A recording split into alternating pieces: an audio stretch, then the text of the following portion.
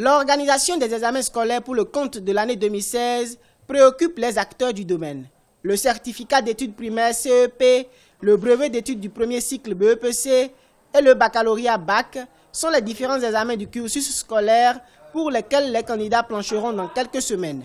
Dans les coulisses de la préparation du baccalauréat, l'heure est à la multiplication et la compilation des épreuves. C'est le fruit d'une réforme instaurée depuis octobre 2015 et soutenue par les autorités centrales. Je crois que cela aussi obéit à un chronogramme très rigoureux, puisque les épreuves écrites du baccalauréat vont se dérouler à partir du 16 juin prochain. Et ça, c'est pour respecter aussi une disposition de l'UMOA qui veut que les pays de l'UMOA organisent leur examen du baccalauréat dans la même période. Pourquoi? Pour qu'il n'y ait pas des inscriptions transfrontalières. Les autorités des collèges publics et privés du pays s'investissent aussi pour les préparatifs des examens scolaires. Séances de renforcement des capacités des apprenants, organisation en vue des examens blancs zonaux sont autant de stratégies mises en place pour la mise à niveau des impétrants.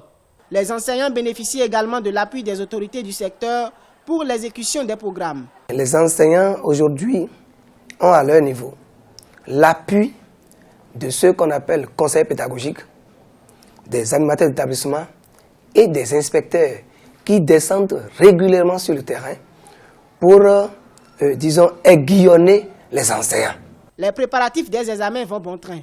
Les travaux en cours pour la tenue des différentes sessions sont entre autres le scanning des photos, la validation des listes des correcteurs et des surveillants de salle, l'impression et la distribution des convocations. Rappelons que 115 322 candidats sont attendus pour l'examen du baccalauréat session de juillet 2016. Les candidats sont répartis dans 149 centres de composition sur toute l'étendue du territoire national.